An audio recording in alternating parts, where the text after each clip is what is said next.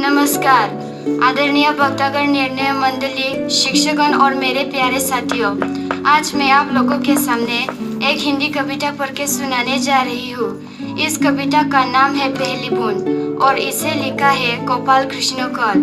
पहली बूंद। वो पावस का प्रथम दिवस जब पहली बूंद धरा पर आई, अंकुर फूट पड़ा धरती से, नव जीवन को ले अंगड़ाई।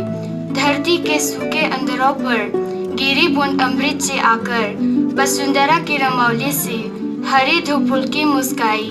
पहली बूंद धरा पर आई। आसमान में उड़ता सागर, लगा बिजलियों के स्वर्णिम पर, बजा नगाड़े जगा रहे हैं बादल धरती की तरुणाई। पहली बूंद धरती पर आई। नीले नैनों सा ये अंबर, काली पुतली से ये जलधर, करुणा विगलित अश्रु बहाकर धरती की चीर प्यास बुझाई।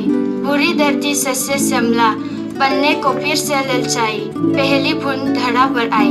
धन्यवाद।